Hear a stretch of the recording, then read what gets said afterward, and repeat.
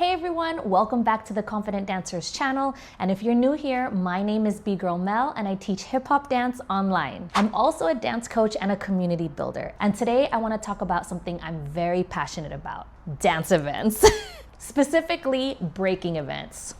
So what makes a breaking jam actually great?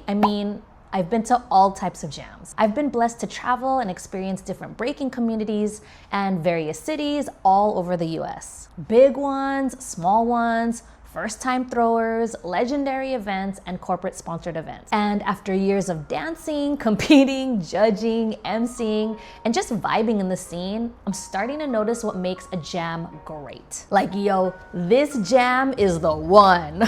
And we're not just talking about vibes, we're also talking about professionalism and experience, because the truth is, a jam can only run smooth if it's organized professionally. But for it to be truly fire, the team behind it needs to have lived it. They gotta understand the culture, and they also gotta understand event planning.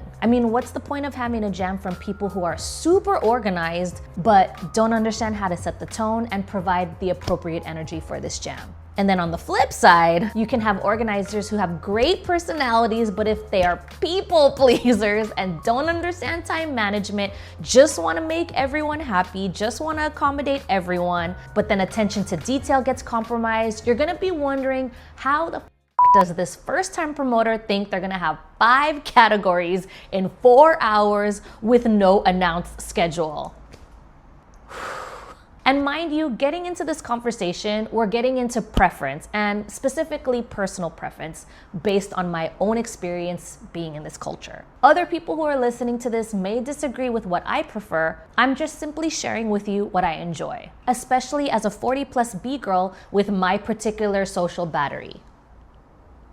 Okay, so in this video, I'll share with you what I look for in a great breaking event. But before we get into that, if you want my free masterclass that shows you in 9 steps how to have a successful dance journey, comment the word masterclass and I'll send that right to you. All right, let's get into it. My top 8 favorite qualities in a jam and why they matter.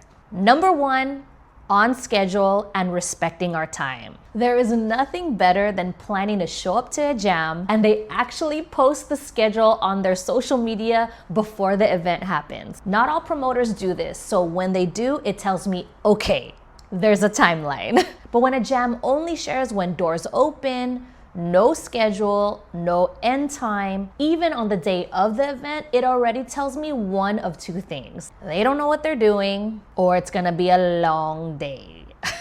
And for me personally, I like to manage my energy. I'm social, I love vibing with the community, but my social battery is real and it drains fast. And if I don't know what's coming next at this jam, I start to mentally check out. But then when I see a schedule, it tells me this team respects the dancers, the DJs, the judges, and my time. So it's not about control, it's just about trust. A posted schedule says, we got you. And that's everything to me. We're in an era where there's jam abundance, which is great. There are practically jams every weekend. Sometimes multiple jams in the same area on the same day. So to have jams 6+ hours exist on the regular, it gets super challenging on my time and energy. I'm all about short jams. I've hosted and been to jams where there's 1 to 2 brackets and enough cypher time to get all that good energy out. And to be honest, I'll travel to those short jams. Short jams are the best jams in my opinion, and do a hard pass on those unorganized 9-hour jams. Number 2, day and time frame. Weekend jams? Yes, please. We all know most people work 9 to 5, so weekend events just makes sense. But here's my personal preference. Daytime jams that end before the sun goes down.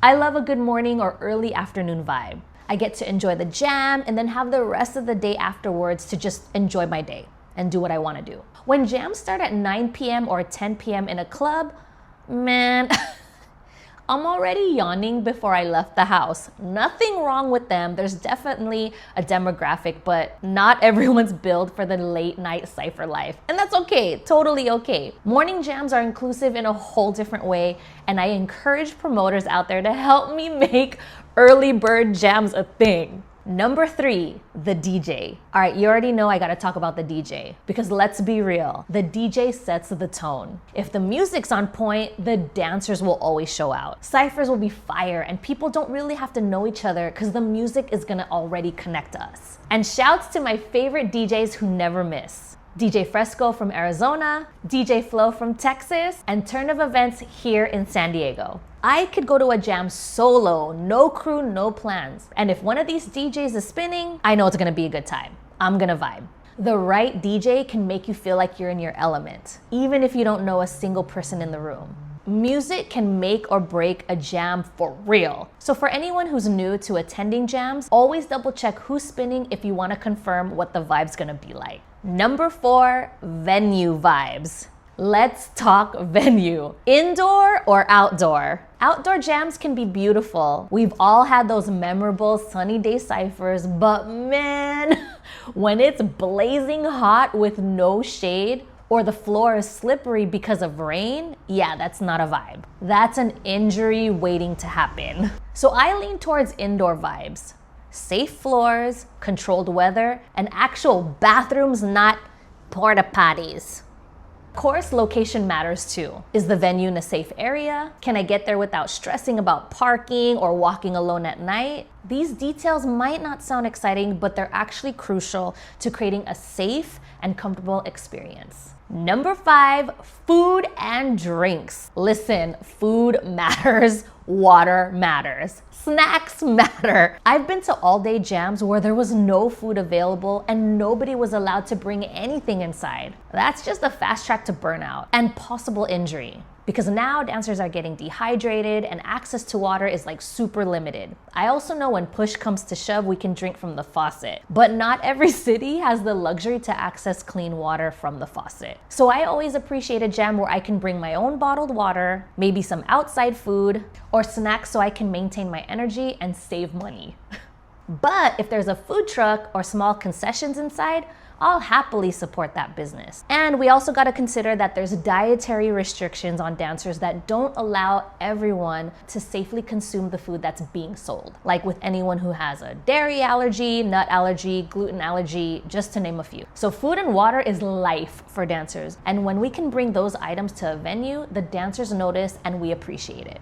Number 6, Cypher versus competition. All right, this might be a spicy topic.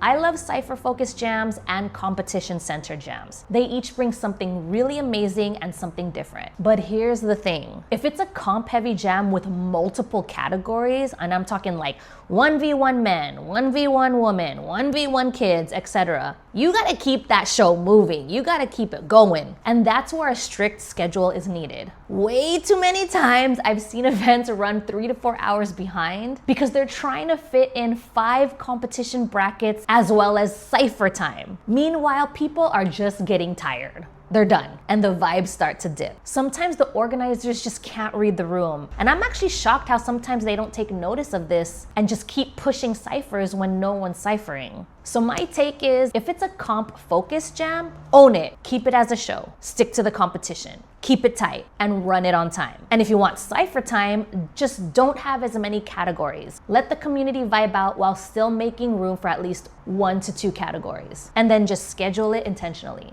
Number 7, jam reputation. Let's talk history and integrity. It's something that people don't always talk about when discussing jams. What's the jam's reputation in the community? Has it been around for a while? Do people speak highly of it? Do OGs show up to this event? Do they prioritize safe spaces? Are they organized, ran on time, and keep the community informed? You can also tell when a jam is rooted in the scene versus just thrown together by non-community folks. It's in the way they promote it and even the people they invite and the way they hold space for our community. Even if it's a first-time event, if it's done with love and respect for the culture, people feel this. My favorite jams that have high integrity, good vibes, and run on time are mainly San Diego jams, to be honest. It's not because I'm biased and it's because I live here in San Diego, but it's because I know San Diego jams have exactly what I love about jams. They run on time, they prioritize safe space, and it's always good vibes. It doesn't matter if it's 20 people or 200 people. It's pretty much almost always run the same. We know what to expect, and we know for the most part, there's gonna be respect for the people who are there. And last one, number 8, promoter experience. Who's running the show?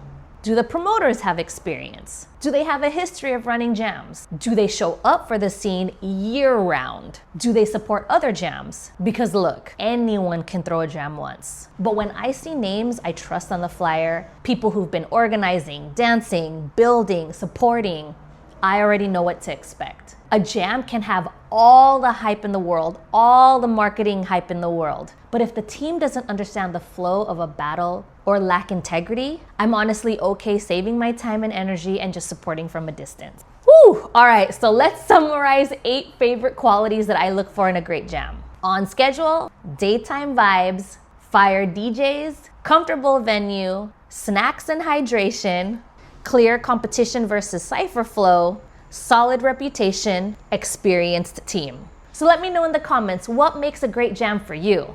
Are there things you wish more organizers paid attention to? And if you like this video and are serious about leveling up your hip hop dance so that you can dance in the cyphers, build the confidence you truly want, and want to work with me directly, click on the link below for a free consultation call. See you next Tuesday, and thank you for being here.